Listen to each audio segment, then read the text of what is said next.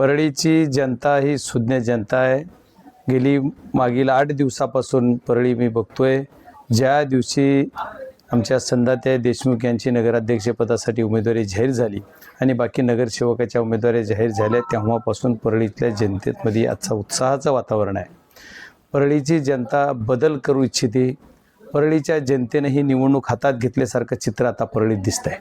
कारण लोकसभेच्या निवडणुकीसुद्धा बघा, बीड जिल्ह्यातल्या जनतेने लोकसभेची निवडणूक हातात घेतली, त्याचा रिझल्ट काय आला तर यांचं 15-20 वर्षाची सत्ता उलटून टाकायचं काम या बीड जिल्ह्यातल्या जनतेने केलं।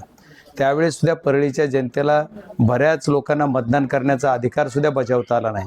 त्याचं कारण असं आहे की शाही बोटाला लाव की हकाल अशा पद्धतीचं काम, दादागिरी, गुंडगिरी, दहशत ज्या नाही त्या गोष्टीचा वापर करून लोकांना मतदानास न येण्यासाठी खूप काही केलेलं आहे। त्याच्यामुळं परळीतल्या लोकांना एकच परळीच्या जनतेची इच्छा आहे की आज आमचं मतदान आम्ही स्वतः करणार आहोत, मतदानाचा अधिकार आम्ही बजावणार आहोत।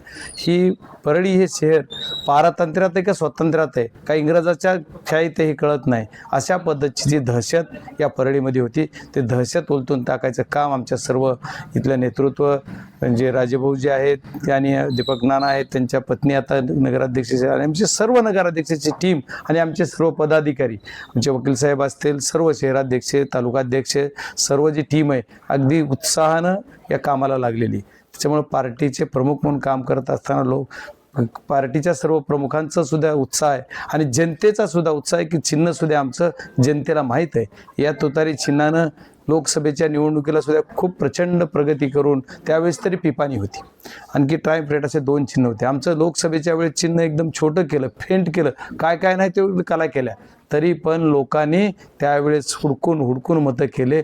जवळपास त्या पिपाणीला जो 56,000 मतं गेले, ट्रायम्पेटला 14,000 गेले, 70,000 हे आणि बोगस किती केले त्याच्यावर तर बोलायचंच नाही। किती जणांना करू दिलं नाही तो विषय वेगळाच। त्याच्यामुळे काय विजय किती न होता तो लोकसभेचा हा विषय सोडा, त्याच पद्धतीचं राजकारण त्यांनी विधानसभेला सुद्धा केलं। विधानसभेला तर त्याच्यापेक्षाच हा पद्धर्षत केली। लोकसभेला त्यांच्या लक्षात आलं होतं की या लोकांनी या एरियामध्ये मतदान झालं नाही, या गटात या प्रभागात मतदान झालं नाही आणि नानांचा किंवा त्यांच्या पाठीमागे राहणाऱ्या लोकांचा सुद्धा काय राग आहे, अरे आमचं मतदान तरी आम्हाला करू दे, आम्ही तुम्हालाच करणार। म्हणजे यांचा भरोसाच कुणावर नव्हता, जवळच्या माणसावर भरोसा नाही। हे कुणाचेच झाले नाहीत, हे परळीतले दोन्ही नेते यांच्या कुणाचेच झाले नाहीत, जनतेचे झाले नाहीत, त्यांच्या कार्यकर्ते झाले नाहीत, त्यांच्या घराचे नाहीत, म्हणजे घरातल्याचे सुद्धा नाहीत, त्याची फक्त स्वतःचा स्वार्थ साधणार आहेत। त्याच्यामुळे परळीतल्या जनतेनं सगळं काही ओळखलंय। आता परळीची जनता म्हणते तुम्ही तुमचा स्वार्थ साधा, आम्ही आमचा मकसद पूर्ण करणार आणि परळीची जी नगर परिषद आहे एकदा राष्ट्रवादी काँग्रेस शरदचंद्रजी पवार या पक्षाच्या ताब्यात देणार आणि त्याच्यावर झेंडा लावणार असा या परळीच्या जनतेने निश्चय केलेला आहे। आदरणीय पंकजाताई या महाराष्ट्राच्या मंत्री आहेत, ते कुठं काय बोलतात, परळीत आलं की एक विषय, बीडमध्ये गेलं की 3रा विषय, धारूरमध्ये गेलं की 4था विषय, अंबाजोगाई 4था। अरे तुमचं कमळ ज्या आदरणीय कैलासवासी गोपीनाथरावजी मुंडे साहेबांनी जो पक्ष उभा केला, किती मेहनतीनं उभा केला, त्याचं कमळ चिन्ह आमच्या मित्रांनी 2012ला सांगितलं होतं की मी कमळ चिन्ह हद्दपार करणार। ते लोकसभेला केलं, ते विधानसभेला केलं आणि आता नगर परिषदला बी नाही। ही कमळ तुमचं इथं हद्दपार झालं ह्याचं बघा। तुमच्या होम पेजला ज्या मतदारसंघात तुम्ही काही दिवस प्रतिनिधित्व केलं त्या मतदारसंघात कमळच नामोनिश झाले। आता कमळाच्या लोकांचे काय हाल आहेत ती तरी बघा। हे नाही बघता तर दुसऱ्याच्याकडे बोट टाकून काय उपयोग होणार नाही। आमचा जो तुतारी वाजवणारा माणूस हे जे चिन्ह आहे, हे चिन्ह तर कुठं हद्दपार होणार नाही, पण आमचा कुठलाही नगरसेवक सुद्धा हद्दपार होणार नाही।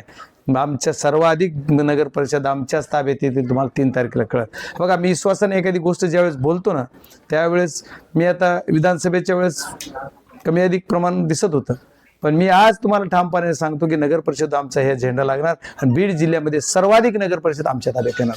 अंबाजोगाई सारख्या शहरात सुद्धा तुम्हाला चिन्ह नाही घेता आलं, तिथं आम्हाला कशाला बोलताय की तुमचं काय, तुम्ही भाजप तिथं बी कमळ हद्दपार।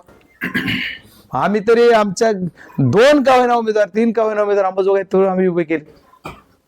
त्याच्यामुळे ह्या सर्व गोष्टीतून आपल्याला जर विचार करायचा झाला तर आपल्याला ताकदीनं आम्ही काम करत आहोत। आमचे सर्व पदाधिकारी आमची टीम करतायत आणि लोकांचा आम्हाला प्रतिसाद आहे। त्याच्यामुळे आदरणीय ताई साहेब काय म्हणतात त्याच्याकडे जास्त गांभीर्यानं बघायची गरज नाही। आता त्यांना जिल्हाच गांभीर्यानं बघत नाही हो, जिल्ह्यात निवडून कुठे यायचं तिथं दाखवा एकदा।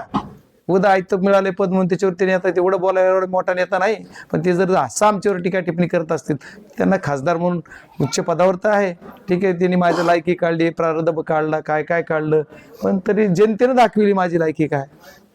बघा, मी कुठेही मित्र पक्ष जे आमच्या महाविकास आघाडीमध्ये असणारे, इंडिया घटक पक्षांमध्ये असणाऱ्या कुठल्याही एखाद्या पक्षावर आरोप केला नाही, टीका केली नाही. बोलू तर द्या, टीका केली नाही. त्याच्यामुळे ते काय बोलतात त्यांना उत्तर मी देणार नाही, कारण ही निवडणूक नगर परिषदची आहे. वेगळ्या वेगळ्या निवडणुकीचे वेगळे वेगळे समीकरण असतात. आता त्यांचाही उत्साहाचा जर खूप चांगला झालेला आहे. आता त्यांना कुठून चार्जिंगची चावी आहे मला माहीत नाही, त्याच्यामुळे मी कशाला बोलू.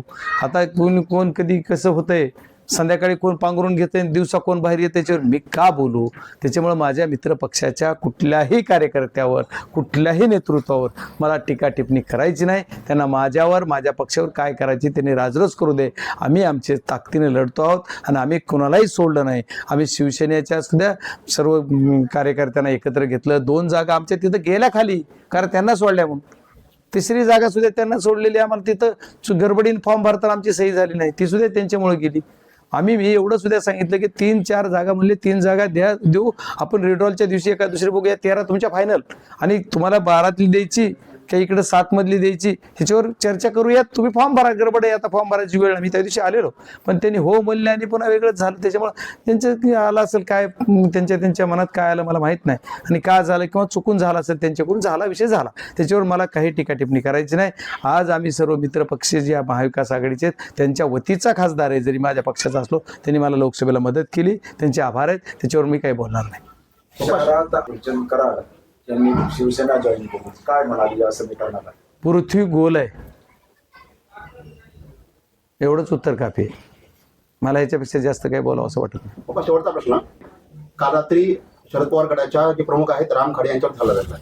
हे बघा, आमचा आष्टी विधानसभा मतदारसंघाचा अध्यक्ष राम खाडे यांच्यावर भ्याड हल्ला रात्री 11-12च्या सुमारास झाला.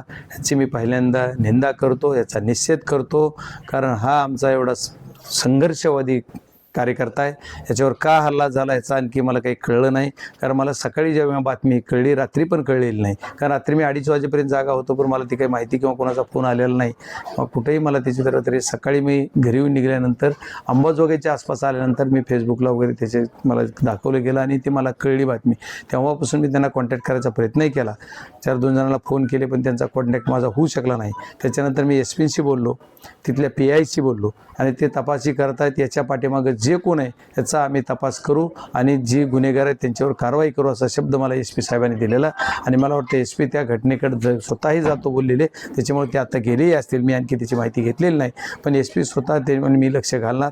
एवढंच नाही तर मी महाराष्ट्र राज्याचे मुख्यमंत्री, या राज्याचे गृहमंत्री आदरणीय देवेंद्र फडणवीस यांना सुद्धा मी पत्र देणार आहे. आज संध्याकाळपर्यंत पत्र देतो आणि त्याची चौकशी झाली पाहिजे याची मागणी करणार. आपण तर म्हणजे जवळपास पूर्ण प्रभाग फिरून काढतात, पिंजून काढतात, परंतु एखाद्या मोठ्या नेत्याची काही पहिले सभा होईल, प्रयत्न करतोय आम्ही.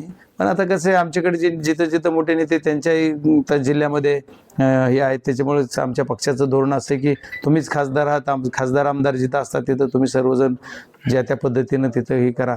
आता तुम्हाला खासदार वाटत नाही, मलाही मी खासदार वाटत नाही, त्याच्यामुळं मी आहे, पण मी खासदार आहे, त्याच्यामुळं मी बहुतेक इथं आहे कंटिन्यू. आता एखाद्या मोठा वरचा राज्य पातळीवरचा नेता येण्याचा आम्ही प्रयत्न करतोय, वेळ मिळाला तर येईल. कारण काही एखादी गोष्ट बोललं आणि पुन्हा एखादा नेता नाही आला तर पुन्हा त्याचा काहीतरी आम्हीच ह्यांना येऊ दिलं नाही असं म्हणायला बसले. परळीकर काय नेते, परळीकर म्हणजे दुसरे नाही, परळीचे अपोजिशनवाले नेते काय कधी बॉम्ब टाकतील इथं, कुणाचा मीच कॅन्सल केली, हो मी येऊ दिलं नाही असं म्हणतात. त्याच्यामुळे बजरंग सोनवणेची काही कोणी कॅन्सल करू शकणार नाही. त्याच्यामुळे 30 तारखेला आमची पक्षानं सभा इथं ठेवली वाटतं. वकील साहेब बरोबर आहे ना, त्या दिवशी आम्ही आहेत, आणखी कोण नेता येण्याचा आम्ही प्रयत्न करतोय आणि 11th आवरला तुम्हाला कळेल की कोण येणार आहे. थँक्यू.